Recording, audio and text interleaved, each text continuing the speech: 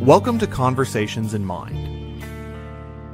This is a space for conscious inquiry, where metaphysics, new thought, and the science of mind meet real life.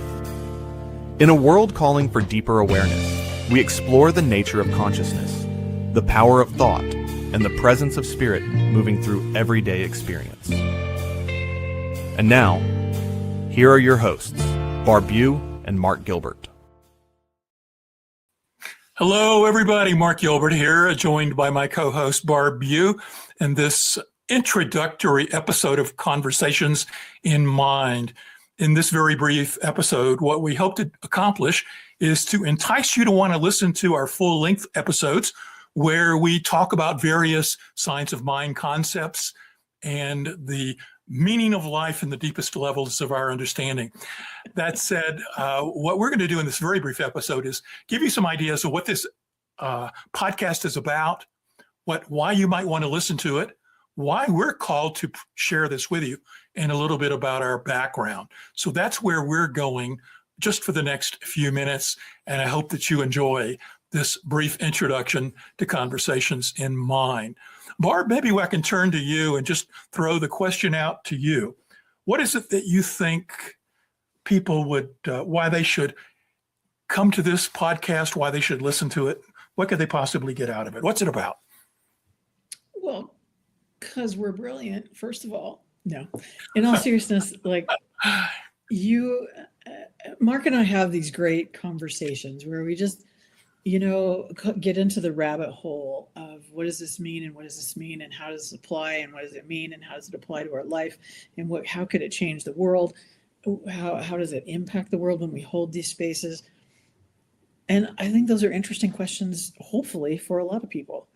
And you bring such a depth of historical knowledge around science of mind and the old teachers.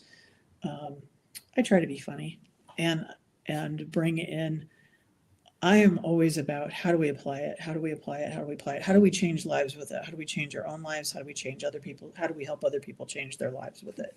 Can't change anybody's life, but so that's why I think it's interesting. And that's why I feel called to do it. I don't know. Yeah. I think, where are you? We've had some time to think about this. Well, I think what I hope people will get from this and why I think they should view it is that we're just like they are, that we are spiritual seekers. We've had this sort of like wonderment about the mystery of life and why do we exist? Why is there consciousness? Why do we have minds? Do our thoughts have any power? How do we manifest the best and greatest life for ourselves? How do we move through this life and make meaning of it and be the highest possible person we can be? How can we be, someone who creates a better world through our efforts and our thoughts? And so I think that most people out there, and most people I talk to, when they get down to the core of what they're about, they have this yearning for understanding the mystery of existence. And right. So I think, why should people listen is because I think that they are curious about that. And hopefully our conversations and the explorations we've done through our lifetimes will bring to the table some interesting tidbits that maybe will help them on their journey, that will make give them the next thing on their step that would be useful for them. And I always hope that something that we say or something that we share sparks more conversation in someone else's life, like deeper conversation. And, part of this for me is always like this. Do we know everything? No. Are we called to live our growth in public? Frequently. And so here it is, like, we're going to do this dance while we're actually doing the dance in the world, trying to, in the what feels like crazy times, trying to hold peaceful places and trying to hold a centered place and trying to know where to act and where to be and how to be and all the things. And I think everyone I know is asking these same questions. Yeah. So I'm hoping that we spark deeper conversation for other people and that we spark you to ask us some questions. In every forum that you will see this, there'll be a place for you to put questions that we will be happy to tackle or try to tackle and see what we can bring to them. Yeah. Well said. For me, it's always about trying to go deeper, trying to understand things better, and recognizing that we're all teachers and we're all learners. Oh my God, yeah, yeah. Yeah, and we learn from everyone else, and we're hoping that what we've learned we can serve you, but we want you to give us feedback so that we can learn from you as well. And Barb and I learn from each other, and I think that one of the things that called us to this dialogue was the recognition that sometimes you can think about things on your own, and you can only go so far with them. And then sometimes it's bouncing ideas and thoughts off of other people that they come to the conversation with a different perspective, and that perspective can take you in a different direction. So we're hoping we can be those perspective takers for you and give you something to think about, but also for us to think about something. So I'm actually looking forward to this in terms of an opportunity for me to personally grow and to learn from you and to learn from the dialogues as we interchange around various topics. Absolutely. I couldn't, yeah, all of that and then some, right? I don't know how to do life without continuing to try to learn and grow. And, I've always said, like, it would be super easy to be the guru on the hill and already have all the answers, but none of us are doing that. And it is much more interesting to take it out into the world and be in and of the world while being a place that is centered and peaceful and calm, or trying to be, because none of us are always successful. Yeah, and I like what you said a moment ago about no one knows everything and no one's perfect. And, I think that we're all trying to figure out our place and what's that next step on the path for us as we're walking along in this human life. Yeah. And so this opportunity to share ideas allows us to take that next step so we can learn and grow to be the highest version of who we can be. But it's not all just heady stuff. We don't want to just be talking about things that are theory. We want to take the practical side, as you said. We want to offer ideas about maybe this tweaks your model of how life is opened and directs your this universe that we're in. But then take that information and say, well, now that you know that, what can you do with it? How are you going to apply it? How are you going to bring it to the world? And as you said, we're in the midst of a lot of craziness going on in the outer world right now.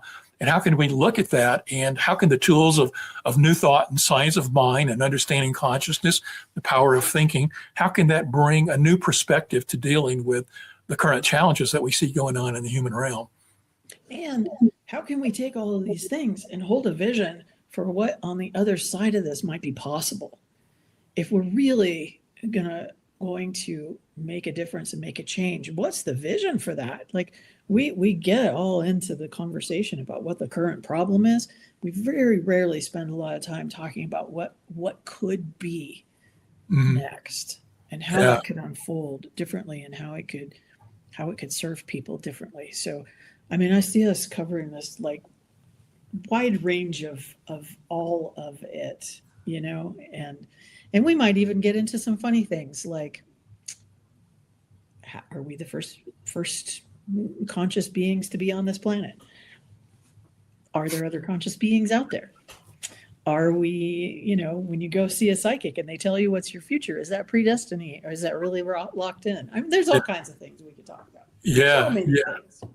And how does it fit into like multiple dimensions, and what's the mean, and how do we exist beyond this physical form, and what is that existence like, and so forth. And many of these things, I know it's interesting that when somebody comes to metaphysics, they come with a sense of wonderment about life.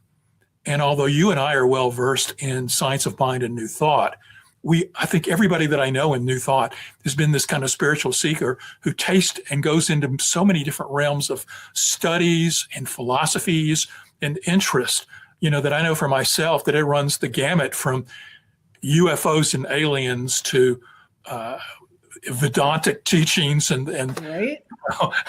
And oneness and non-duality and things like that really run behind it. And it's always like trying to put a vast puzzle together. And I think some of the conversation topics I know that you and I have looked at for the potential upcoming shows are ones that will run the gamut on stuff. It's not your simple science of mind topics that are often taught in classes. We're not reading the textbook together.